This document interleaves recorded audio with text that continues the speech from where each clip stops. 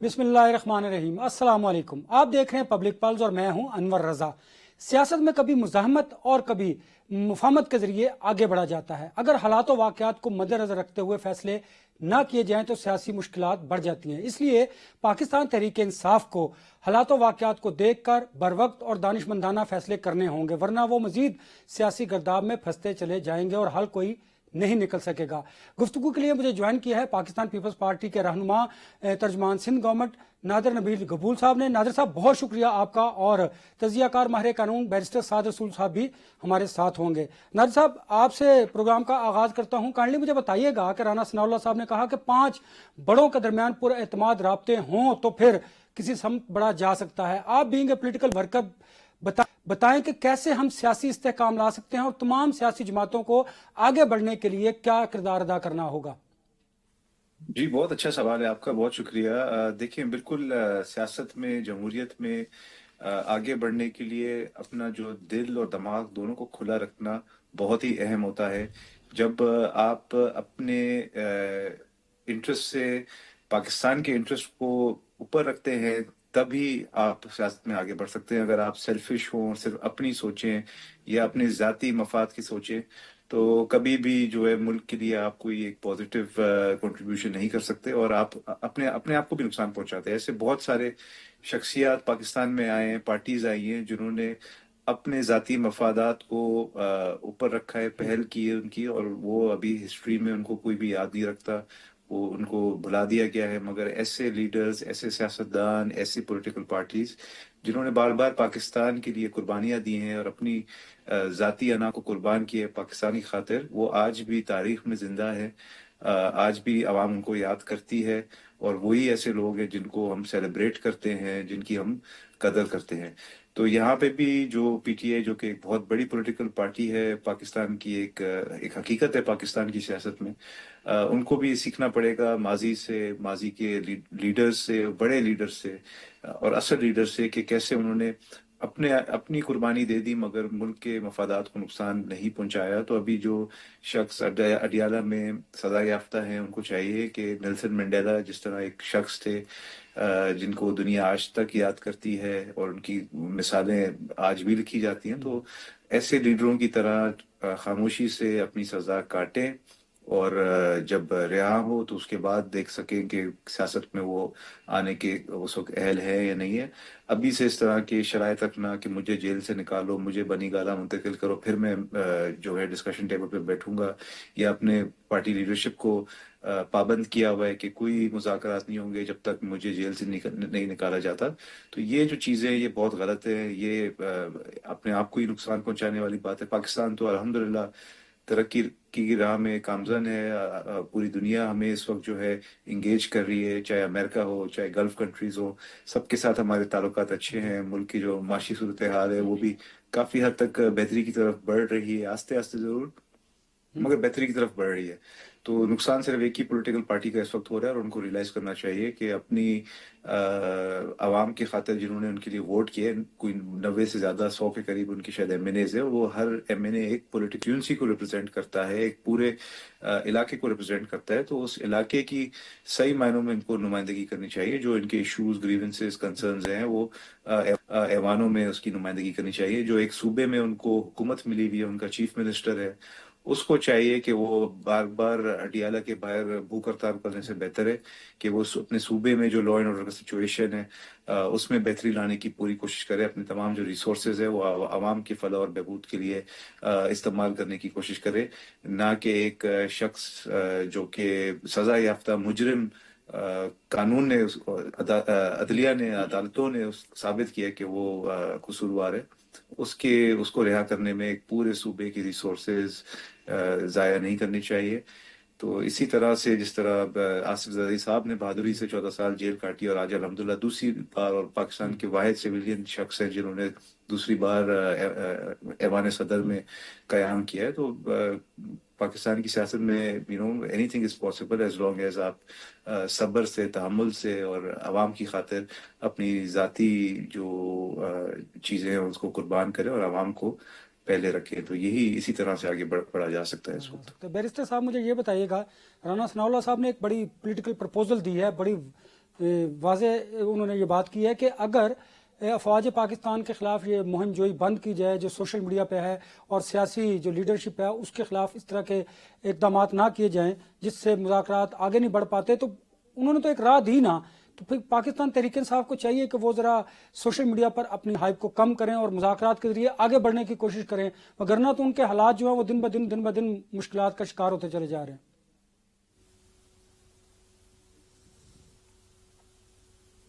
Barrister साहबा को मेरी आवाज़ आ रही है? मुझे जी आपकी बहुत कम आवाज़ आ रही है। जी मैं दोबारा रिपीट कर देता हूँ। मैंने अर्ज किया कि राना सनाउल्लाह साहब ने एक बड़ा पॉलिटिकल प्रपोजल दिया है कि अगर अफवाज पाकिस्तान के खिलाफ पाकिस्तान तहरीक इंसाफ मुहिम जोई बंद करे और सियासी लीडरशिप के साथ मिलकर आगे बढ़े तो हम किसी समत जा सकते हैं। इस पर आपका मुझे टेक चाहिए था।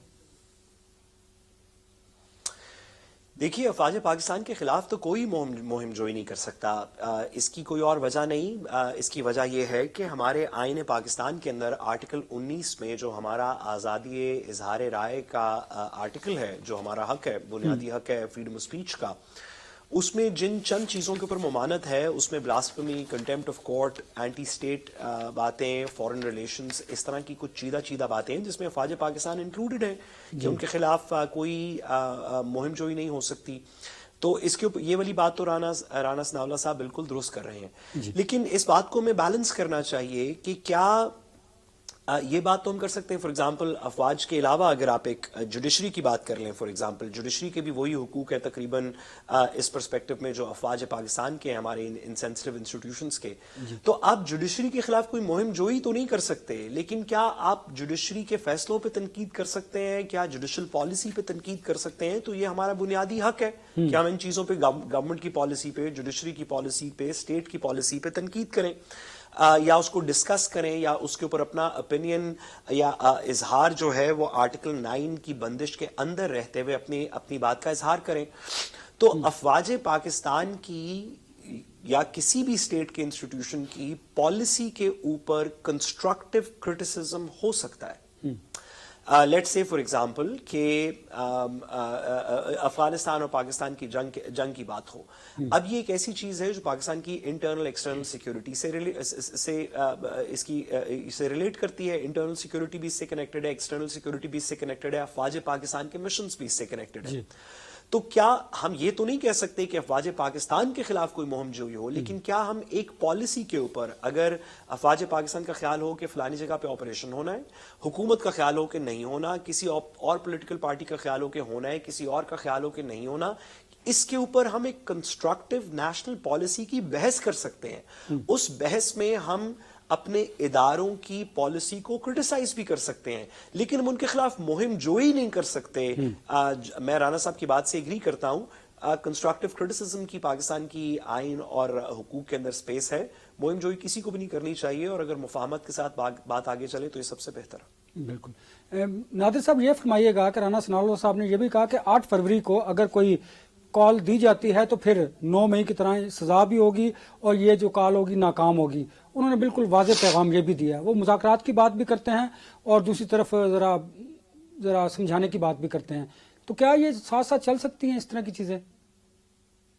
नहीं, देखिए, जाहिर सी बात है, हुकूमत का ये काम है लॉ एंड ऑर्डर को मेंटेन करना, और जहाँ पे खदशा हो ऐसा कि कोई इस तरह की मूवमेंट इनिशिएट होने जा रही है जहाँ पे जो सरकारी इमारत है उसको नुकसान पहुंचाने की कोशिश की जा सकती है, या day to day life of Pakistani citizens को अफेक्ट होने का एक खदशा हो, तो जाहिर सी बात है वार्निंग भी दी जा सकती है, क्योंकि हुकूमत का ही at the end of the day जिम्मेदारी है लॉ एंड ऑर्डर मेंटेन करना। 9 मई का जो एक स्याह तरीन दिन है पाकिस्तान की हिस्ट्री का, वो तो बिल्कुल ताज़ा है, उसकी याद हमारे जहनों में। और पिछले साल, बल्कि अब तो खैर 2026 हो गया, बट 2023 के एंड में नवंबर में भी जब डी चौक की तरफ एक मुसल्ला टोला पूरा गया था उस वक्त के सीएम केपीके की क़यादत में, तो वो भी हमें याद है। और पाकिस्तान जो है इस वक्त इंटरनेशनली हमारा जो इमेज है वो बहुत बेहतर हो चुका है और मजीद बेहतर करने की ज़रूरत है। तो हम अफोर्ड नहीं कर सकते कि कोई लॉ एंड ऑर्डर की सिचुएशन यहाँ पे क्रिएट हो। अभी रिसेंटली यूएई के प्रेसिडेंट पाकिस्तान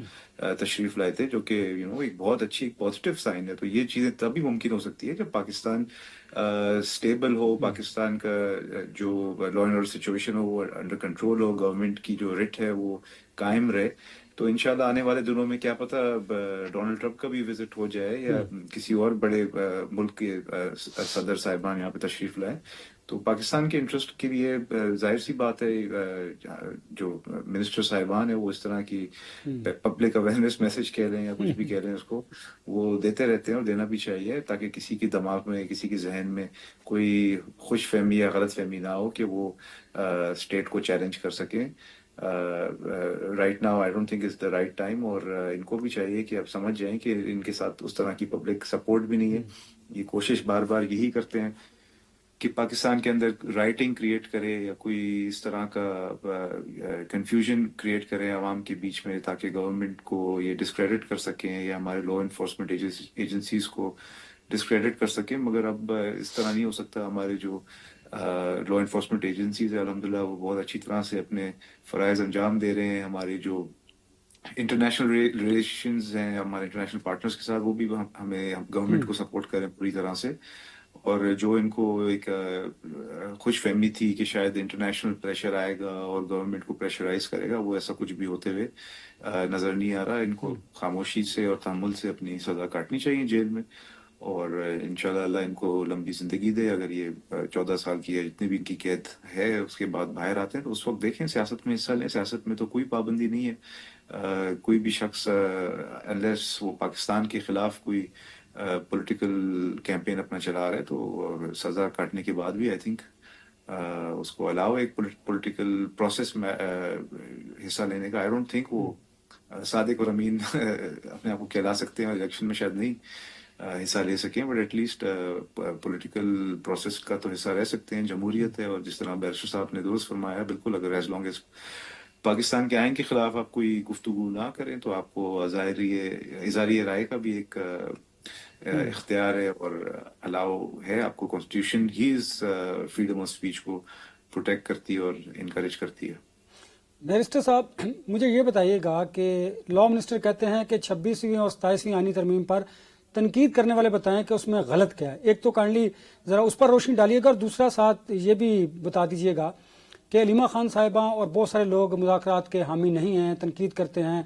आज बैरिस्टर गौहर ने भी खुलकर बात की कि मुलाकातों की जो हम भीख मांग रहे हैं उसमें दूसरों के साथ अपने भी शामिल हैं, तो वो भी उस पर तनकीद करते दिखाई देते हैं। ज़रा रोशनी डालिएगा।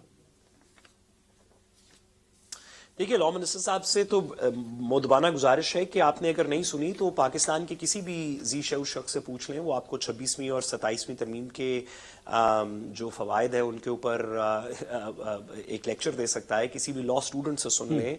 अगर आपने नहीं सुनी तो Sindh high court bar association की तकरीरें सुन लें, Punjab Lahore high court bar association की तकरीरें सुन लें, पेशावर की सुन लें, इस्लामाबाद की सुन लें, पाकिस्तान बार काउंसिल के मेंबरान जो इलेक्ट हुए हैं उनकी इलेक्शन के बाद की तकारीर सुन लें।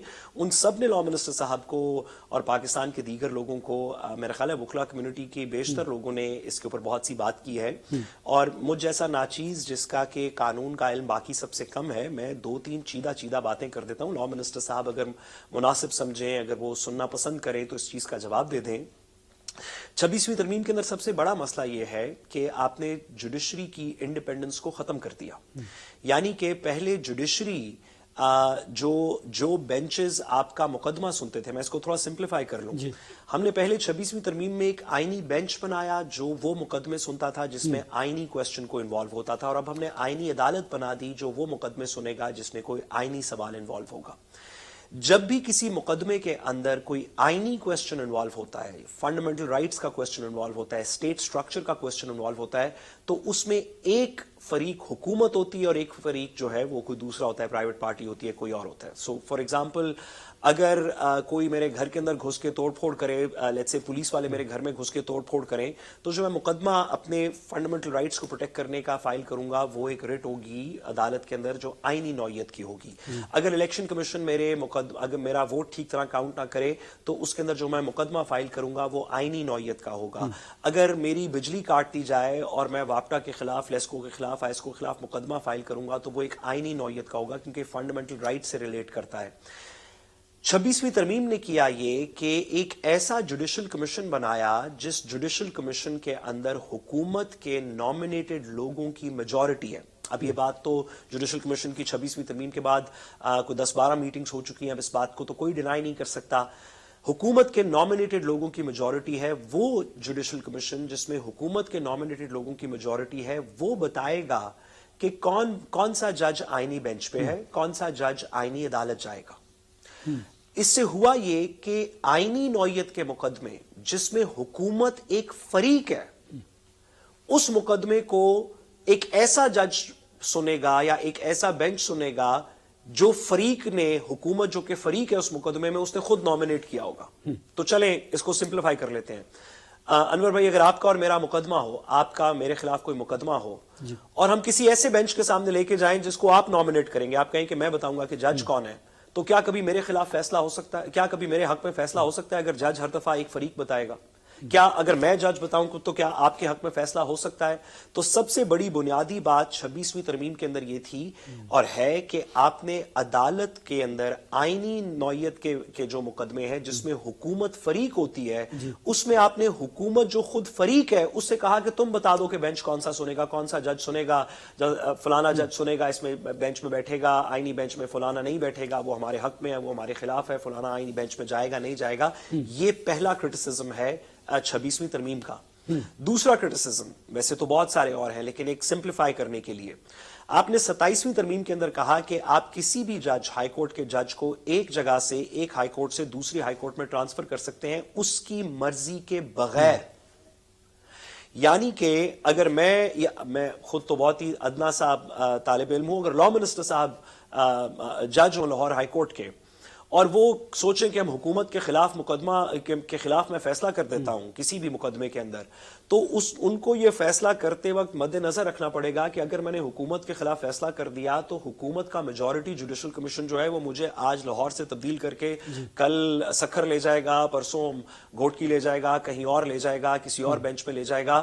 اور تمام جج صاحبان, تمام ہائی کورٹس کے جج صاحبان جو یہ جرت کرنا چاہتے ہیں کہ کسی بھی سائل کا حکومت کے خلاف مقدمے کے اندر حکومت کے خلاف فیصلہ کر دیں, ان کے اوپر ایک تلوار لٹک رہی ہے کہ اگر وہ اس طرح کے فیصلے کریں گے تو آج تو وہ یہاں پہ بیٹھے ہوں گے, کل ان کو کہیں اور ان کی مرضی کے بغیر ٹرانسفر کر دیا جائے گا, بلکہ شاید فیصلہ کرنے سے پہلے جب وہ اس طرح کا مقدمہ سننا شروع کریں تو اس مقدمے کے درمیان ان کو ٹرانسفر کر دیا جائے اگر وہ حکومت کے حق میں فیصلہ نہ دے رہے ہوں.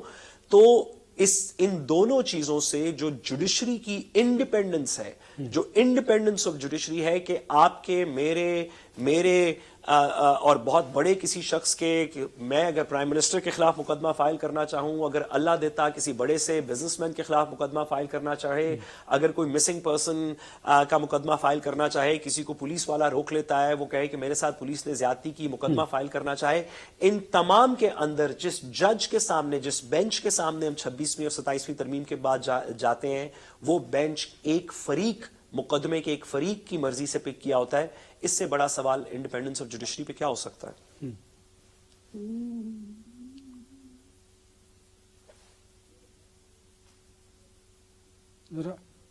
نہیں, صاحب کی آواز نہیں مجھے آ رہی کانڈے. اچھا, میں جاتا ہوں نادر صاحب کی طرف. نادر صاحب, مجھے یہ بتائیے گا کہ ایک پاکستان تحریک انصاف کا دیرینہ مطالبہ تھا کہ قومی اسمبلی میں اپوزیشن لیڈر کا تقرر کیا جائے. 12 جنوری کو قومی اسمبلی کا اجلاس ہونے جا رہا ہے, اس میں اسپیکر ڈیفینیٹلی اپوزیشن لیڈر کا تقرر بھی کریں گے. اور طارق فضل چودھری نے پھر ایک دفعہ کہا کہ آپ اپنی سنجیدہ جو ہے کنسرنز جو ہیں, تحفظات ہیں, مطالبات ہیں, وہ لے کر آئیں اسپیکر کے پاس اور مذاکرات شروع کیے جائیں. اس سے پہلے پرائم منسٹر نے بھی مذاکرات کی بات کی. تو آپ سمجھتے ہیں کہ 12 جنوری کو آغاز ہونے جا رہا ہے مذاکرات کا؟ کہ اگر تو وہی اگین نیک نیتی سے یہ لوگ مذاکرات کرنا چاہتے ہیں اور عوام کے انٹرسٹ کو سامنے رکھنا چاہتے ہیں تب بھی مذاکرات ہو سکتے ہیں. پر اگر دوبارہ سے اگر وہی بات کریں گے کہ بھائی اڈیالہ کے قیدی کو بنی گالہ منتقل کرے, پھر تو ظاہر سی بات ہے کوئی مذاکرات نہ ہو سکتے ہیں, نہ ہونے چاہیے. اور بالکل لیڈر آف اپوزیشن جس طرح پرائم منسٹر کو منتخب کرنا, جو گورنمنٹ کے جو کولیشن ممبرز ہیں, جو پارٹیز ہیں, ان کا ایک پروگریٹو ہوتا ہے کہ وہ میجورٹی کس کو ووٹ دیتے ہیں پرائم منسٹر بنے. اسی طرح پھر جو اپوزیشن کے جو ممبران ہیں وہ مل کر ان کا رائٹ بنتا ہے, ان کا حق بنتا ہے کہ وہ کسی وردی MNA کو وہ منتخب کر سکتے ہیں as leader of the opposition. پر ان کو تو آئی ڈونٹ تھنک کوئی انٹرسٹ ہے پارلیمان کی پروسیڈنگز میں یا اوور آل نیشنل اسمبلی میں. ان کو کوئی انٹرسٹ نہیں ہے. جب بانی چیئرمین خود بھی جب ہوتے تھے ایک وقت میں MNA ہوتے تھے تو کتنا آتے تھے وہ اسمبلی. وہ نہ اسمبلی کو نہ جمہوری سسٹم کو کوئی اہمیت دیتے تھے. اس وقت بھی وہ میں کی باتیں کرتے تھے. ابھی بھی وہ میں کی بات کرتے ہیں. بٹ لیٹ سی آئی مین ایک نیا سال شروع ہوا ہے, 2026 آ گیا, تو ہم تو چاہیں گے کہ نیک نیتی سے تمام فریقین بیٹھیں آپس میں. 12 جنوری کو پتہ چلے گا انشاءاللہ جب نیشنل اسمبلی کا سیشن دوبارہ سے آئے گا, تو اس کے بعد ہی بتا سکتے ہیں کہ کیا ہونے جا رہا ہے. But let's hope for the best. Barrister صاحب, میں نے آپ سے کوشچن کیا تھا کہ پاکستان تحریک انصاف کے مابین جو مذاکرات کو لے کر کے کنفیوژن پایا جا رہا ہے, یہ جان بوجھ کے کچھ ایک سیگمنٹ کہتا ہے کہ مذاکرات ہونے چاہیے, دوسرا کہتا ہے نہیں ہونے چاہیے, یہ خود سے نکلیں گے اس کنفیوژن سے تو بات آگے بڑھے گی.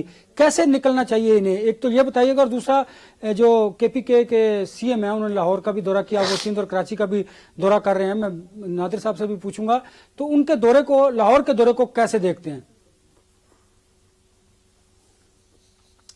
دیکھیے, کنفیوژن سب سے پہلے مذاکرات والی کنفیوژن کو ختم کرنے کا تو ایک بہت سمپل سا طریقہ ہے جی, اور وہ یہ ہے کہ آپ ذرا سمپلیفائی کر لیں کہ پاکستان تحریک انصاف کا مطلب کیا ہے.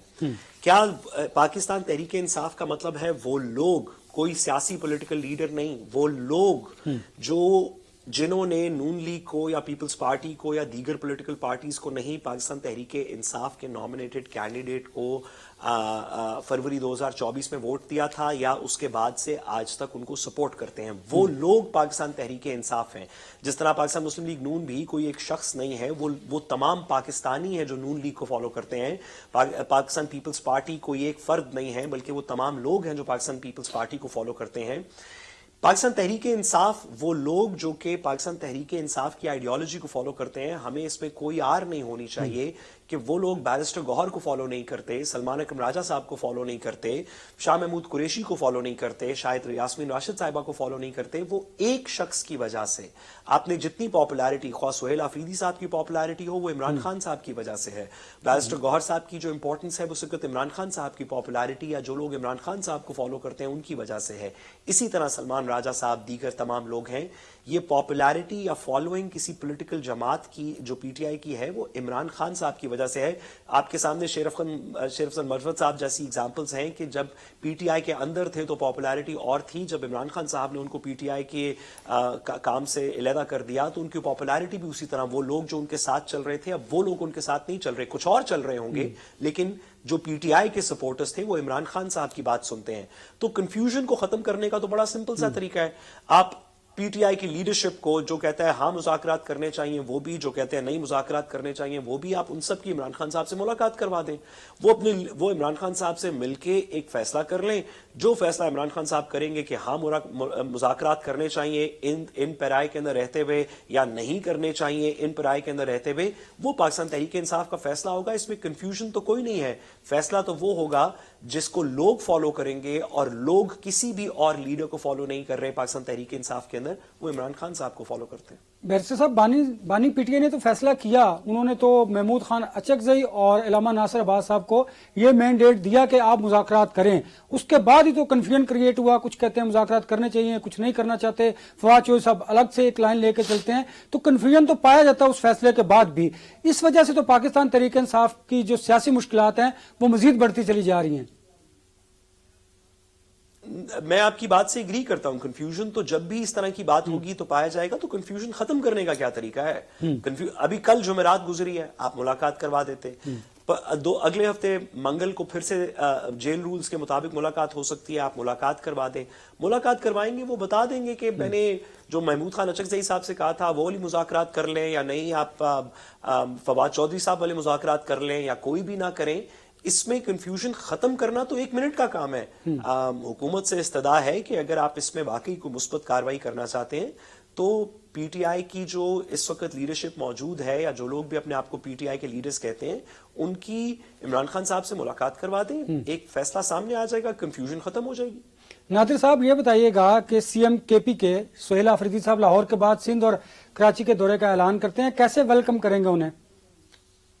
देखें, सिंध की जो मेहमान नवाजी है वो तो मिसाली है। पूरी दुनिया जानती है कि सिंध के लोग बहुत मेहमान नवाज हैं। अगर तो वो वाकई में सिर्फ विजिट करने आ रहे हैं और मेहमान नवाजी हासिल करने आ रहे हैं तो हम बहुत खुले दिल से उनका इस्तकबाल करेंगे। पर अगेन, अगर आपके यहाँ पे ये लॉ एंड ऑर्डर का सिचुएशन क्रिएट करना चाहेंगे या पब्लिक न्यूसेंस क्रिएट करना चाहेंगे तो फिर अगेन, जिस तरह मैंने वफाक का एग्जांपल कोट करते हुए बताया कि हुकूमत की जिम्मेदारी होती है लॉ एंड ऑर्डर मेंटेन करना, तो वो वी आर होपिंग कि वो कोई इस तरह के सिचुएशन क्रिएट नहीं करेंगे, क्योंकि हमारे लिए भी जाहिर सी बात है, मुश्किल हो जाता है कि किसी सूबे का सीएम आया हो और उसको अगर उसके साथ कोई एक इनकन्वीनियंट सिचुएशन क्रिएट हो जाए तो हम नहीं चाहते। हम चाहते हैं कि वो आए, अच्छी तरह से अपना एक विजिट पूरा करें। अगर वो अपने पार्टी के वर्कर से भी मिलना चाहते हैं तो उनको उस चीज़ का भी पूरी तरह से इख्तियार है। और जाहिर सी बात है, बीइंग अ गेस्ट उनकी सिक्योरिटी इंश्योर करना भी जो सूबे की हुकूमत होती है उसका एक काम होता है। तो सौ बिस्मिल्लाह आए और कोऑर्डिनेट करें। हमारे गवर्नमेंट के नुमाइंदगान से, हमारे सीएम साहब से भी आके मिलें, हमारे सीएम हाउस भी विजिट करें, उनको सीएम हाउस का टूर भी कराएंगे। दीगर जो वज़रा साहिबान हैं हमारे, वो भी उनका खुले दिल से इंशाल्लाह वेलकम करेंगे एंड होपफुली अच्छा विजिट होगा उनका। सियासत में इन्हीं रवैयों की जरूरत है। ब्रेक के बाद जब मैं वापस आऊंगा तो आज कैबिनेट ने बल्दियाती इंतखाबात से एक अहम फैसला किया है, उस फैसले से पर गुफ्तगू करेंगे। आफ्टर द ब्रेक मेरे साथ रहिएगा। Welcome back. वज़ीर-ए-आज़म शहबाज शरीफ की ज़ेर सदारत काबीना का अहम इजलास हुआ है और पंजाब के बाद इस्लामाबाद में एक मरतबा फिर नए कानून की मंजूरी तक बल्दियाती इंतखाबात को मौखर कर दिया गया है। बैरिस्टर साहब, मुझे ये बताइएगा कि नई कानून साजी तक इस्लामाबाद में बल्दियाती इंतखाबात को मौखर कर दिया गया है। पंजाब में ऑलरेडी बल्दियाती इंतखाबात नहीं हो पा रहे, तो मुझे बताइए कि ये ट्रिकल डाउन इफेक्ट कैसे होगा, इख्तियारात की निचली सतह तक मुंतकली कैसे होगी, आवाम को रिलीफ कैसे मिलेगा और उनके जो छोटे छोटे काम हैं गली मोहल्लों के वो कैसे होंगे जब बल्दियाती निज़ाम नहीं होगा? तो देखिए, ये जो ट्रेडिशनल पॉलिटिकल पार्टीज़ हैं, इसके अंदर वैसे तो पीटीआई भी शामिल है, लेकिन ख़ास तौर पे पाकिस्तान मुस्लिम लीग नून और पाकिस्तान पीपल्स पार्टी, जिनकी कम अज़ कम 2008 से ऑनवर्ड्स मुख्तलिफ सूबों के अंदर गवर्नमेंट रही है, किसी न किसी तरीके के अंदर। सिंध की तो कंटिन्यूसली रही है, लेकिन नून लीग की भी या पंजाब या वफाक में रही है। आपने देखा है कि जब भी यहाँ पे बल्दियाती इलेक्शन की बात हुई, अगर हम पंजाब की एग्जाम्पल ले लें, तो इसी बहाने पे कि नई कानून साजी करेंगे तो फिर उसके बाद इलेक्शंस करवाएंगे, इसी बहाने पे 2013 के अंदर सुप्रीम कोर्ट में उस वक्त जस्टिस जवाद ख्वाजा साहब का एक नेक हुक्म सादर किया कि आप इलेक्शन करवाएं। जल्दी से कानून साजी करके कहा गया इलेक्शन करवाएंगे। जैसे ही वो इलेक्शन हुए कहा गया नहीं हम नई कानून साजी करेंगे, उसके बाद इसको फाल करेंगे। फिर 2018 के अंदर नई कानून साजी करने की बात की गई, उसके बाद इलेक्शन सही तरह करवाए जाएंगे। पाकिस्तान तहरीक इंसाफ ने भी इसी की ढारस ली, पंजाब के अंदर 3-4 साल और नई कानून साजी का एक मुसवदा तैयार किया, जो बाद में नून लीग की गवर्नमेंट ने अंडू कर दिया। अब फिर से पंजाब के अंदर भी बताया गया है कि शायद नई कानून साजी की जाएगी। इस्लामाबाद के अंदर भी यही कहा जा रहा है। देखिए, इसके दो बातें हैं मेरी नाकिस सी राय में।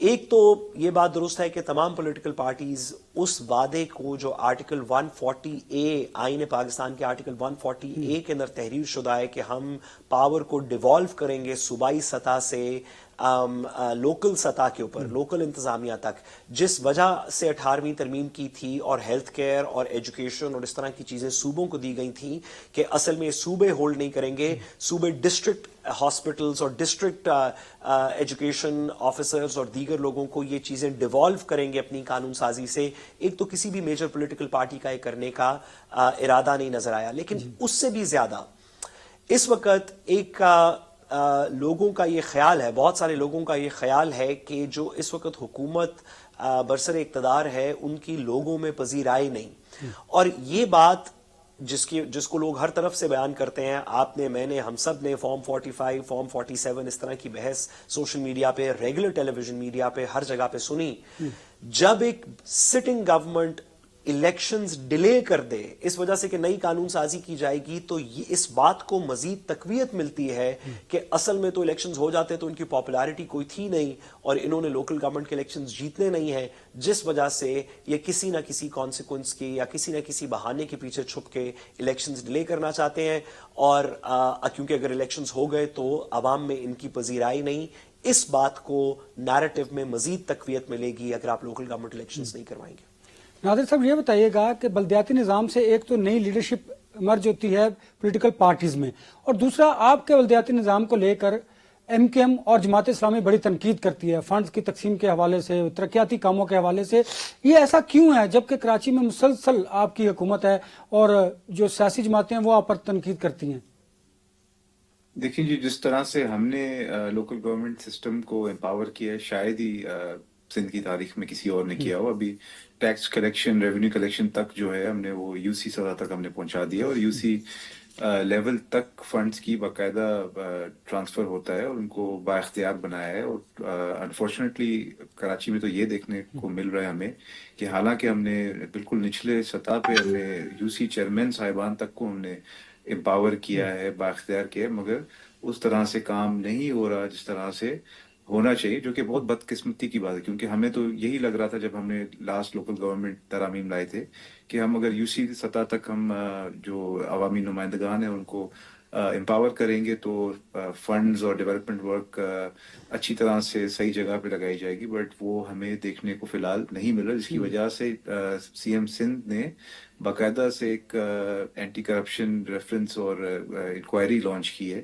کہ کہاں پہ کس کی کوتاہی ہو رہی ہے کہ کراچی کے اندر فنڈز حالانکہ باقاعدگی سے مطلب 15 لاکھ تو پہلے ہم دے رہے تھے، بٹ ابھی جو افسوسناک ایک دو واقعات ہوئے ہیں کراچی میں جہاں پر ڈھکن نہ ہونے کی وجہ سے، گٹر کے ڈھکن نہ ہونے کی وجہ سے معصوم بچوں کی جان گئی ہے، تو اس کے بعد میئر نے تو مزید 1 لاکھ روپے اضافی ایوری منتھ دینا شروع کر دیا ہے یو سی سطح پہ کہ آپ کہ کم از کم یہ بہانہ ان کے پاس نہیں ہو کہ ان کو فنڈز نہیں مل رہے۔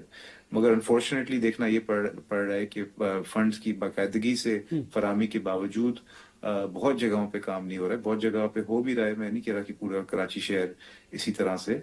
تو ایم کیو ایم تو ظاہر سی بات ہے، کیونکہ آپ نے ویسے ایک چیز درست فرمائی، صوبائی حکومت ضرور ہمارے پاس ہے، مگر ایم کیو ایم کا ایک طویل عرصہ رہا ہے کہ میئر یا جو شہر کی نمائندگی ہے وہ ان کی رہی ہے۔ پہلے وسیم اختر صاحب تھے، اس سے پہلے مصطفیٰ کمال صاحب تھے، تو وہ انہوں نے اپنے فل ٹرمز ایز میئر سرو کیا۔ تو اگر آپ کمپیئر کریں ان کا دور حکومت اور ہمارا دور حکومت، ہم لوگ الحمدللہ بہت بہتر پرفارم کر رہے ہیں۔ بارش کے پانی کے یہ باتیں کرتے ہیں، ان کے مصطفیٰ کمال کے زمانے کی اگر آپ فوٹیجز نکال لیں تو بارش ہوتی تھی تو پورا کراچی شہر جو ہے وہ ایک سمندر یا ایک بڑا سا ایک سوئمنگ پول، تالاب کا ایک شکل اختیار کر لیتا تھا۔ مگر ابھی الحمدللہ جو ہمارے میئر صاحب ہیں انہوں نے بہت بہتر پرفارم کیا، اور with in couple of hours بارش ہونے کے بعد پانی جو ہے کلیئر کر دیا جاتا ہے سڑکوں سے، اور لوگوں کی جو ڈے ٹو ڈے لائف ہے اس کو افیکٹ نہیں ہوتا۔ جماعت اسلامی کے پاس تو نہ شہر میں نہ صوبے میں ان کی کوئی نمائندگی ہے، ظاہر سی بات ہے ان کو تو موقع چاہیے سیاست کرنے کا۔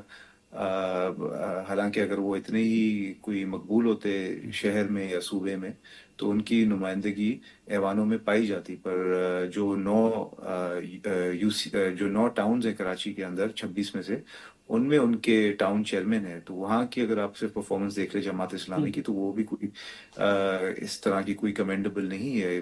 جو ان کے پاس ٹاؤنز ہیں، اگر وہاں کی آپ صورتحال دیکھ لیں، وہاں کی عوام ٹھیک ٹھاک پریشان ہے۔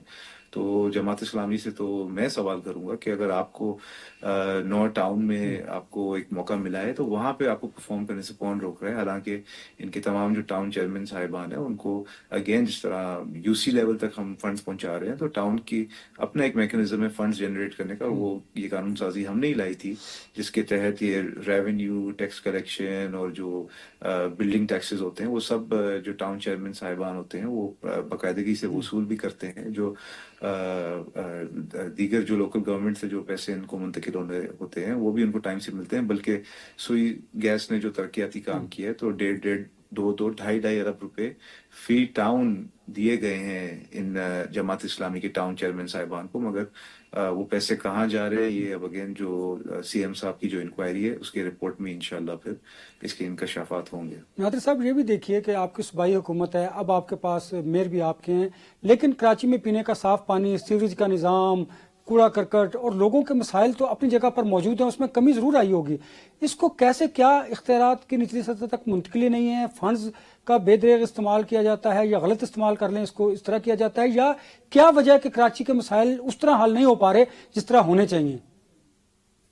देखिए, कराची में मसाइल बिल्कुल मौजूद हैं, मगर उन पे काम बहुत तेजी से जारी है। अभी चंद महीने पहले ही जो मेयर साहब हैं और सिंध गवर्नमेंट ने जो हब रिवर कैनाल है उसकी इनॉग्रेशन की, जिससे 100 MGT पानी मजीद कराची शहर को फराहम हो रहा है। जो K4 प्रोजेक्ट है वो एक वफाकी मंसूबा था, हमने देखा वफाक जो है वो बहुत सुस्त रही से उस पर काम कर रही थी, बट अब जो सूबाई हुकूमत है उसने पूरी जिम्मेदारी कबूल की है और K4 पे बहुत तेजी से काम चल रहा है और इंशाल्लाह विद इन 1.5 years उस पर भी काम कंप्लीट हो जाएगा, तो पानी का इशू भी इंशाल्लाह रिजॉल्व हो जाएगा कराची शहर के अंदर। उसके अलावा ट्रांसपोर्ट का भी जो निज़ाम था उसमें वफाक के जो प्रोजेक्ट्स थे वो कंप्लीट नहीं हो रहे थे, वो भी अब सिंध ने खुद ही टेक ओवर कर लिया। सिंध हुकूमत इंशाल्लाह जो ट्रांसपोर्ट की जो प्रॉब्लम्स हैं वो भी उस पर भी काम कर रही है। ऑलरेडी हमने जो पीपल्स बस सर्विस है, पिंक बस सर्विस है, बल्कि अभी कल तो हमने पाकिस्तान की तारीख में पहली दफ़ा डबल डेकर बसेस भी मुतारिफ कराई हैं। तो ट्रांसपोर्ट के ऊपर तो बहुत काम हो रहा है। हमारी ख़वातीन बहनें हैं हमारी, उनको हमने पिंक स्कूटीज दिए हैं, पिंक टैक्सीज आने वाली हैं, तो ट्रांसपोर्ट पे तो बहुत बेहतरीन काम हो रहा है। हेल्थ के ऊपर बहुत अच्छा काम किया हमने। कराची के जो बड़े अस्पताल हैं जैसे जिना अस्पताल हो गया, सिविल अस्पताल हो गया, NICVD हो गया, वहाँ पे हमने state of the art world class हमने फैसिलिटीज फराम की है इन अस्पतालों में, जिसपे दुनिया के अखबारात में इनका जिक्र हो रहा है। परफॉर्म हम अल्हम्दुलिल्लाह बहुत अच्छी तरह से कर रहे हैं। ये जो हमारे मुखालिफ पार्टीज हैं, जाहिर सी बात है इनकी तो रोजी रोटी तनकीद पे और बेस करती है, तो जाहिर सी बात है वो सिर्फ सियासत कर रही है अपने। हालांकि जो अभी इस वक्त वफाक के जो हेल्थ मिनिस्टर है वो MQM के ही हैं। उनसे भी पूछा जा सकता है कि उन्होंने क्या खिदमात अंजाम दी हैं अपने शहर के लिए, जिस शहर ने उनको मुंतखब किया, पर उनके पास बताने का कुछ भी नहीं है, सिर्फ इल्ज़ाम तराशी और गुमराही का सहारा लेते हैं वो। बैरिस्टर साहब, ये फरमाइएगा कि जहाँ पर बल्दियाती निज़ाम मौजूद है वहाँ पर भी अवामी मसाइल जूँ के तूँ हैं और शायद कम हैं, ज़्यादा हैं, लेकिन मौजूद हैं। इस्लामाबाद और पंजाब के अंदर आप समझते हैं कि बल्दियाती इंतखाबात ना करवाने की असल वजह क्या है? कानून साजी, लेजिस्लेशन तो अपनी जगह पर, असल में उसकी वजह क्या हो सकती है? देखिए, मैंने पिछली सवाल के जवाब में भी अनवर भाई ढके अल्फाज में कह दिया। आप जानते हैं कि एक बड़ा अजीब सा वक्त चल रहा है, तो आप मेरे से पूरी बात ना करवाएं जी। मुझे इतना कहने दें कि अगर बल्दियाती इंतखाबात हो गए तो जो पार्टी लोगों के दिलों में ज्यादा पॉपुलर है वो जीत जाएगी, और शायद यही वजह है कि इलेक्शंस नहीं हो रहे। नादिर साहब, बहुत बड़ी वजह बयान की बैरिस्टर साहब ने। आप समझते हैं कि वाकई ऐसा है कि जो हम 8 फरवरी की बात करते हैं या बल्दियाती इंतखाब की बात करते हैं कि एक कोई पॉपुलर जो पॉलिटिकल पार्टी है शायद वो बरसर इक़्तिदार ना आ जाए बल्दियाती निज़ाम में, ये एक वजह हो सकती है? और दूसरा ये बताइएगा कि कौमी असम्बली होने के बावजूद भी आपको लेजिस्लेशन के लिए कोई आर्डिनेंस लाना पड़ता है बल्दियाती निज़ाम के लिए। आज कैबिनेट ने फैसला किया कि एक आर्डिनेंस के ज़रिए जो है वो कानून में तरमीम कर ली जाएगी, तो क्या ये मुनासिब बात है पार्लियामान के होते हुए भी? देखिए, जो पहला आपका सवाल है उस पे तो बहुत आसान जवाब है। ये अगर जिस पार्टी की हुकूमत ऑलरेडी है वफाक में भी और सूबे में भी, उनके लिए कोई मुश्किल नहीं है अगर वो इलेक्शन को इन्फ्लुएंस करना चाहे। तो आई डोंट थिंक ये वजह है कि उनको खौफ है कि कोई एक पार्टी बहुत ज्यादा मकबूल है तो उनका कैंडिडेट जीत नहीं सकता। अगेन मैं इस चीज को सजेस्ट नहीं कर रहा हूँ कि सियासत के अंदर आपको रिगिंग करना चाहिए, बिल्कुल भी नहीं करना चाहिए। आपको पूरी तरह से जो आवाम का जो मैंडेट है उसकी पूरी तरह से एहतराम करना चाहिए। बट अगर यही सिर्फ वजह थी इलेक्शन ना कराने की, तो इसको तो गवर्नमेंट बहुत इजीली टैकल कर सकती है। सिर्फ रिगिंग नहीं होता, 10 और चीजें होती है जिसके थ्रू इलेक्शन के दिन जो सिटिंग गवर्नमेंट होती है वो इफेक्ट कर सकती है रिजल्ट को। باقی جو آپ کا دوسرا سوال تھا، ظاہر سی بات ہے، دیکھیں جو نیشنل اسمبلی ہے اس کا کام ہے قانون سازی کرنا، تو آرڈیننس تو ایک آپشن ہوتا ہے، بٹ بہتر یہی ہوتا ہے کہ اگر آپ کی نمائندگی ہے اسمبلی میں تو آپ پراپر قانون سازی کریں. جس طرح صوبائی اسمبلی میں اکثریت پاکستان پیپلز پارٹی کی ہے، تو کوئی بھی اگر لا لانا ہوتا ہے تو ہم باقاعدہ اس کو پارلیمان کے تھرو لاتے ہیں، نہ کہ کسی فرمان کے تھرو اس کو امپوز کرتے ہیں. تو ناطق صاحب یہ بتائیے گا کہ یہ جو الزامات لگائے جاتے ہیں آپ پر بلدیاتی نظام کے حوالے سے ایم کیو ایم اور جماعت اسلامی کی، یہ صرف پیورلی وجہ سیاست ہی ہے اور یا کوئی اور معاملہ ہو سکتا ہے اس میں؟ پیورلی سیاست ہے، کیونکہ ان کو پتا ہے کہ پاکستان پیپلز پارٹی کی سندھ حکومت ابھی کام کر رہی ہے، اس میں وقت ضرور لگا. ایک انڈر کنسٹرکشن ایک پروسیس ہوتا ہے، راتوں رات آپ کوئی جھاڑو پھیر کے جو ہے کوئی چٹکی بجا کے آپ عمارتیں اور ڈیولپمنٹ ورک نہیں کھڑی کر سکتے ہیں. درست. اس پہ ٹائم لگتا ہے، ایک پروسیس ہے. اور جو سی ایم صاحب ہے انہوں نے تو کہا ہے آلریڈی کہ تقریباً 1.5 سے 2 سال لگیں گے. یہ تمام پروجیکٹس ہیں، یہ سائڈ بائی سائڈ چل رہے ہیں، ٹرانسپورٹ کے، پانی کے، سورج کے نظام کے، دیگر انفراسٹرکچر کے جو ایشوز ہیں یہ ساتھ ساتھ چل رہے ہیں. یہ تمام ورک ان پروگریس ہے، اور انشاءاللہ یہ جب ایک ہی دفعہ کمپلیٹ ہوگا within year and half, تو پھر جو یہ سیاسی ہمارے مخالفین ہیں وہ بالکل ان کے پاس تو کچھ بولنے کو رہے گا ہی نہیں. تو فی الحال اس وقت وہ عوام کے سینٹیمنٹس کے ساتھ کھیل رہے ہیں، یا عوام کے جو سینٹیمنٹس ہیں اس کو امپیکٹ کرنے کی کوشش کر رہے ہیں ایک جھوٹی سیاست کے ذریعے. چلیے، مجھے بریک کا کہا جا رہا ہے. بریک کے بعد جب واپس آئیں گے تو ایران میں ہونے والے مظاہروں کے جو سیاسی اثرات ہیں اور جو خطے میں کے اثرات مرتب ہوں گے اس پر گفتگو کریں گے. آفٹر دی بریک میرے ساتھ رہیے گا. Welcome back. ایران میں جاری مظاہروں سے خطے پر کیا اثرات مرتب ہوں گے، اور کیا امریکہ اور اسرائیل کی کوئی سازش ہے کہ جو ایران کو ڈی اسٹیبلائز کرنے کے لیے کیا جا رہا ہے؟ بیرسٹر صاحب مجھے یہ بتائیے گا کہ امریکی صدر نے کہا ہے کہ ایران میں مظاہرین کی مدد کے لیے مداخلت کا انہوں نے عندیہ دیا ہے. آپ مجھے بتائیں انٹرنل معاملہ ہے ایران کا، وہاں پر مہنگائی کے خلاف مظاہرے ہو رہے ہیں، اس میں امریکی صدر کی مداخلت کو آپ کیسے دیکھتے ہیں؟ اس سے کیا خطے میں جو ابھی پیس کا پروسیس ہے وہ ڈی اسٹیبلائز نہیں ہوگا؟ دیکھیے، بات اب یہ ڈھکی چھپی نہیں ہے. کم از کم اس کے اوپر 10-15 کتابیں لکھی جا چکی ہیں. اگر ہم تھوڑا تفصیل سے ہنری کسنجر کی ڈپلومسی پڑھ لیں، دیگر اس طرح کی کتابیں پڑھ لیں، کم از کم دو سیکرٹریز آف دا اسٹیٹ، ایک کانڈلیسا رائس اور ایک ہلری کلنٹن، اپنی کتاب میں بھی، سینٹ کی ہیئرنگز کے اندر بھی اس طرح کی بات کو تسلیم کر چکے ہیں کہ امریکہ نے اس خطے میں، ایران میں، اور 1952 کے اندر مصدق والی گورنمنٹ ہو جس کو اوور تھرو کیا. اس کے اوپر ایک کتاب بھی بڑی زبردست ہے، اگر ہمارے سننے والے پڑھنا چاہیں تو آل دا شاز مین اس کتاب کا نام ہے، جو ڈسکرائب کرتی ہے کہ امریکہ نے کیسے 1952 میں گواٹامالا سے شروع کیا اور پھر Iran was the second place جہاں پہ کو کیا اور ایک انٹرنل رجیم چینج کی. اور اس کے بعد بھی جب یہ عرب سپرنگ اور دیگر اس طرح کی موومنٹس مڈل ایسٹ کے اندر سے جا رہی تھیں، اس کے اندر امریکہ کا کہنے کو بڑا رول تھا. اورنج ریولوشن کے اندر کہتے ہیں کہ بڑا رول تھا. اور ایران میں یہ پہلی دفعہ نہیں، اس سے پہلے بھی جب ایک دفعہ پبلک موومنٹ شروع ہوئی تب بھی یہ لوگوں نے کیا سرائی کی کہ امریکہ یا دیگر لوگ اس کے شاید پیچھے ہیں اور سپورٹ کر رہے ہیں کہ اگر کہیں پہ ایران میں رجیم چینج ہو جائے. نیتن یاہو جو امریکہ کا سب سے بڑا ایلائی ہے وہ تو بآواز بلند یہ کہہ چکا ہے، بلکہ جب اس سال پچھلے سال 2025 میں جنگ ہو رہی تھی اسرائیل اور ایران کی، تو اس کے درمیان میں نیتن یاہو نے تقریر کی کہ میں ایرانی لوگوں سے کہتا ہوں، اس نے اپیل کی ایرانی لوگوں کو کہ آپ اپنی گورنمنٹ کو اوور تھرو کر دیں اور ایک نئی گورنمنٹ یہاں پہ انسٹال کر دیں گے. آپ کو یاد ہوگا واشنگٹن سے شاہ ایران کے بیٹے کے انٹرویوز جاری کرنے شروع کر دیے کہ میں واپس آنا چاہتا ہوں اور ہم ایران کو چینج کریں گے.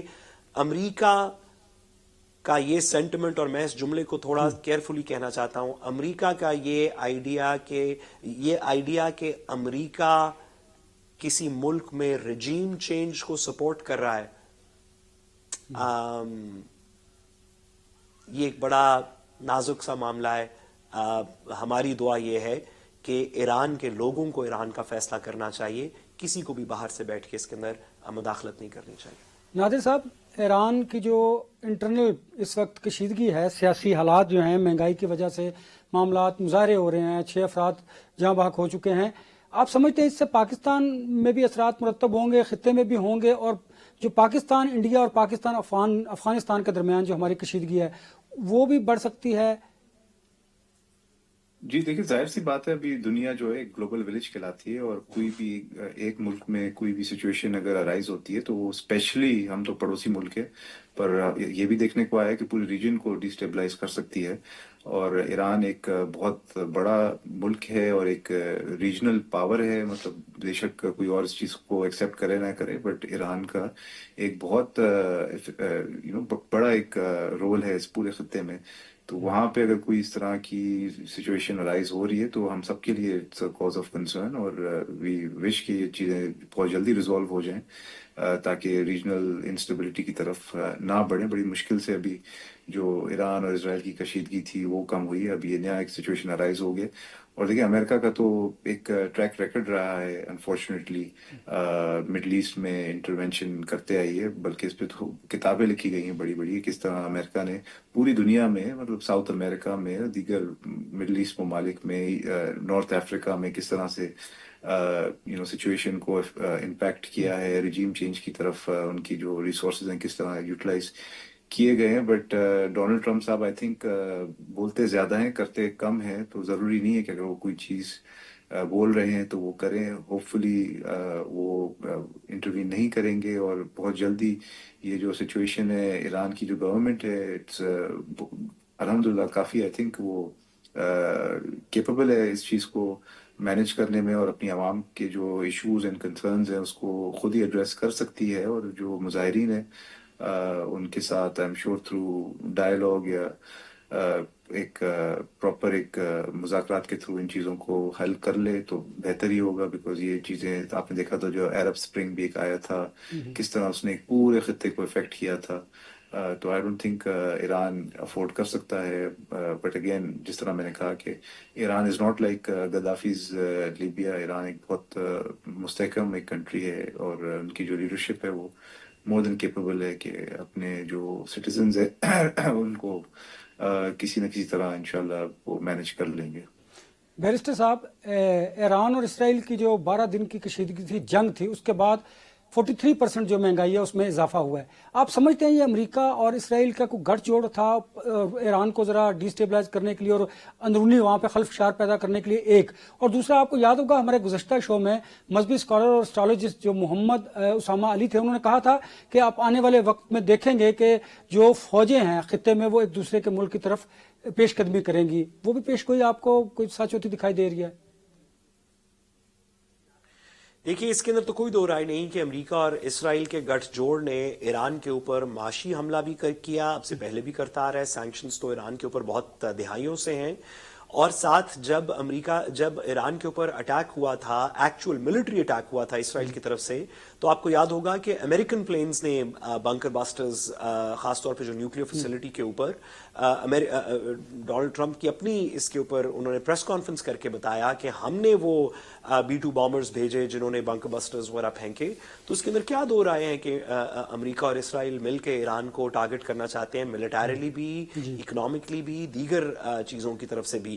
پاکستان کو اس کے اندر تھوڑا سوچنا چاہیے بصد احترام کہ اگر ایران میں اس طرح کا کوئی رجیم چینج ہو گیا اور جو ایک ملٹری پاور اس خطے کے اندر جو اسرائیل کو ملیٹریلی کچھ ٹف ٹائم دے رہی ہے، پچھلے سال بھی ایک جنگ انہوں نے ایک لحاظ سے جیتی، اگر وہ درمیان میں نہ ہوئی تو اس مسلمانوں کے پاس صرف ایک ملٹری پاور بچ جائے گی جو کسی نہ کسی طریقے اسرائیل کے آنکھوں میں کھٹکے گی، اور وہ صرف پاکستان ہوگی. تو ایران کی سٹیبلٹی ایک طرف سے پاکستان کی سٹیبلٹی کی بھی ضامن ہے. چلیے، نادر قبول صاحب، ترجمان سندھ حکومت، رہنما پاکستان پیپلز پارٹی، آپ کا بہت شکریہ.